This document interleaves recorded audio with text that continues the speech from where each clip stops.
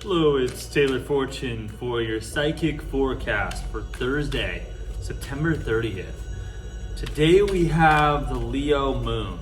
That's making us feel dominant and confident, self-expressive, really creative. This is a time of just expression, artistic expression, a great time for performance, for theater, for art, and even for pleasure.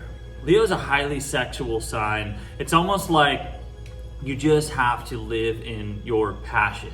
The world is a stage for the Leo to shine upon. I know because I am a Leo, so I love the moon in Leo, I love the sun in Leo, I love anything Leo. My Mercury's in Leo. That's another thing outside of my sun. My moon is actually in Scorpio. And so the energy to not get too carried away, because Leos have a tendency to get excited. So intuition is the name of the game here. Trust your intuition, and when you are feeling yourself really in the center of that fire with a lot of emitting primal masculine energy, remember to call upon your more feminine guides, your psychic intuition, your emotions to ground you a little bit, to stabilize you, so you don't make any mistakes or do anything that you may regret later because you're so excited.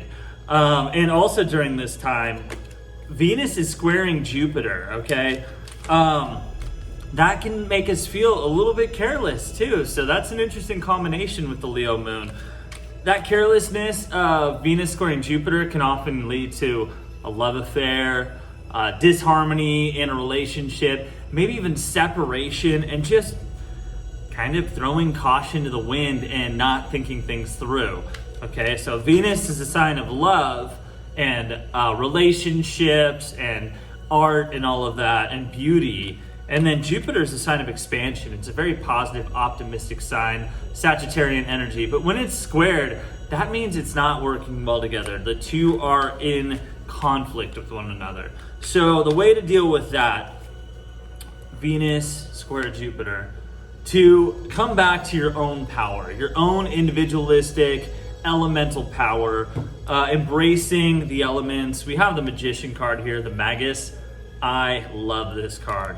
A lot of strong fire energy, a lot of air energy, a lot of divine masculine energy put into this vessel for creativity, for creation, for alchemy, and basically wielding the elements to make what you want happen on the physical plane. So you look to the gods, you look to the divine, you look to the astral realm, the etheric realms, and then you channel all of that through your tools, whether it's the wand, the sword, the vessel, the chalice, or crystals or things like that, and you redirect that energy back into the earth for purposes of manifestation. Beautiful card, divine energy for sure. Also, we do have the moon squaring Mercury, which, with the Magus in mind, don't let that moon squaring Mercury make you misuse your spiritual gifts, through any kind of deception or anything like that. Mercury is all in the mind. It's mental energy, it's ideas, communication, thoughts, it's articulation, it's speaking essentially. So with the moon, Leo moon squaring Mercury, oftentimes you can feel a little bit superficial, a little bit inconsistent, a little hasty, because Leo's fast moving fiery energy and Mercury's even faster moving air energy. So try to ground yourself even more. Remember that divine feminine intuition I was talking about earlier.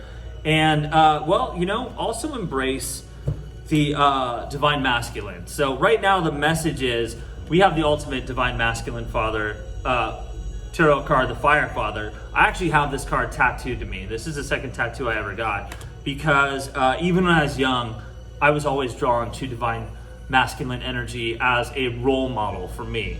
Okay, divine feminine energy to me is the most attractive energy on the planet, but I need to stand in my own divine masculine power in order to attract that energy, because it's so strong and it is so, the love is so altruistic and unconditional that I just melt into it. But but I have to stand in my own power first, and I have to attract her in order to create that divine union, okay? The DM and the DF coming together. That is union with source. That is the absolute cosmological ascension for lovers in this life. So anyway, that is your forecast today. We do have the moon opposing Pluto, which can just make us feel a little down, dejected, and maybe even self-indulgent. So just be aware of that too. If you're feeling just sort of depressed and you just kind of feel like losing yourself and substance abuse, that is just the moon opposing Pluto. Please try to not do that. Remember, divine masculine, divine feminine energy. If you're a man, step into your divine power. If you're a woman, step into that female power of intuition, emotions, psychic energy, and wielding those elements of the magician. Okay, guys, if you want to book a private session, go to tailoredfortune.com. As a mind, body, and spirit coach, you can ask me anything.